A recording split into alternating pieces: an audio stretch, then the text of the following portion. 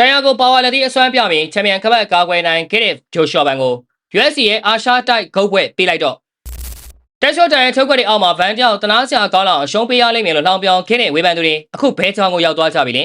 နစ်စနစ်တွေ theory အကုန်လုံးခဏဘေးဖယ်ထားလိုက်ဂျိုရှော့ဘန်ဆိုတာတာမန်ဖိုက်တာမဟုတ်တော့ပဲ UFC တမိုင်းမှာအကြောက်ရဆုံးကမ္ဘာအဆင့်ချင်းတင်မင်းတစ်ကောင်ဆိုတာဒီနေ့ပွဲကအသက်တွေပြလိုက်ပါပြီပရိသတ်များအားလုံးပဲမင်္ဂလာပါဗျာကြော်ကြားMMA Sport Channel ကနေအားလုံးကိုပြန်လည်ကြိုလိုက်ပါရစေ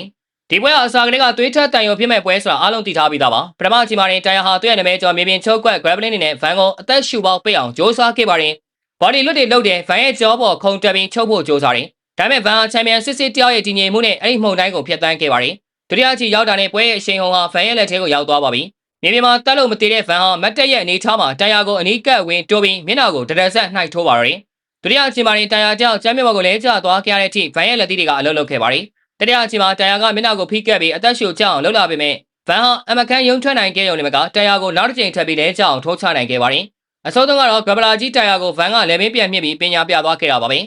နောက်ဆုံးဆုံးတဲ့အချိန်မှာတော့ဂျိုဝိုင်းတောက်မှာပိတ်မိနေတဲ့တန်ရာကိုဗန်ကမညာမတာလက်သီးမိုးတွေရွာချလိုက်ပြီးဒိုင်ပွဲရဲ့ TKO နဲ့အပြတ်သက်အနိုင်ရရှိသွားခဲ့တာပဲဖြစ်ပါတယ်ဒီဘက်မှာအဓိကချီးကျူးရမှာကဗန်ရဲ့နီးစနစ်တွေတက်သူ့ရဲ့တမ်မလီလိုမှာကြောတဲ့စိတ်တဲ့အာယုံဝဲပါပဲတက်ရှိုတန်ရာဆိုတာကဂျပန်နိုင်ငံလုံးကအားကိုးရတဲ့ရှုံးဝဲလုံးဝမရှိသေးတဲ့ပါရမီရှင်ပါ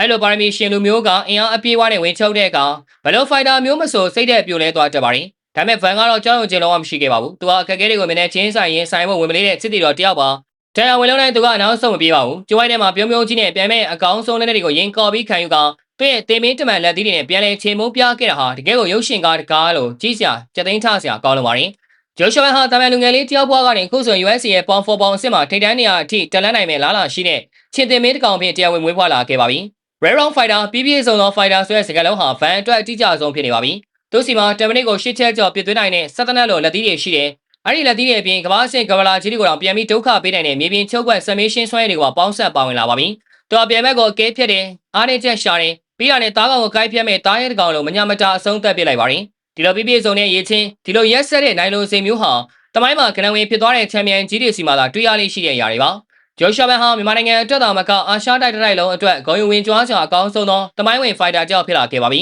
။ UFC မှာအာရှသားတွေဟာအများနဲ့ဥရောပအမေရိကန်ဖိုက်တာတွေရဲ့အောက်မှာပဲရှိနေကြတာပါ။ဒါပေမဲ့ဗန်ကတော့အဲ့ဒီတမိုင်းကိုတစားစီရိုက်ချိုးပြစ်နိုင်ခဲ့ပါတယ်။သူဟာချန်ပီယံခပတ်ကိုရယူနိုင်ခဲ့ရုံနဲ့မကအဲ့ခပတ်ကိုပါတက်ရှိုတန်ရလို့အာရှရဲ့အကောင်းဆုံးဖိုက်တာကြောင့်ကိုလည်းထိုးပြီးအခိုင်အမာကာကွယ်ပြနိုင်ခဲ့တာပါ။ငါအာရှမှာပြန်မယ်ကင်းမယ်ကဘာကြီးကငါ့ကိုဒူးထောက်ရမယ်ဆိုတာကိုသူ့ရဲ့လက်သီးတွေနဲ့တက်တည်ပြခဲ့တာပါ။သူရဲ့အောင်မြင်မှုဟာမြန်မာလူငယ်တွေအာရှလူငယ်တွေအားလုံးအတွက်ကြိုးစားရင်ကမ္ဘာထိပ်တန်းကိုရောက်နိုင်တယ်ဆိုတဲ့အကြီးမားဆုံးသောခွန်အားကြီးတစ်ခုပဲဖြစ်ပါတယ်။တန်ရာကိုဒိုင်ဝဲရဲ့ TKO နဲ့သွေးအလဲထိုးသွားတဲ့ဂျိုရှော့ဘန်ဟာ UFC သမိုင်းတစ်လျှောက်ဘယ်အာရှဖိုင်တာနဲ့မှမတူတဲ့အကြီးကျယ်ဆုံးသောအာရှချန်ပီယံဖြစ်သမိုင်းတင်သွားခဲ့ပြီလို့ခင်ဗျားတို့ရောရာခိုင်နှုန်းပြည့်ယုံကြည်လက်ခံကြပြီလားပြောပြသွားခဲ့ကြပါဦး။အဆုံးထိကြည့်ရှုပေးခဲ့ကြတဲ့အတွက်အားလုံးကိုကျေးဇူးထူးပဲတင်ရှိပါရခင်ဗျာ။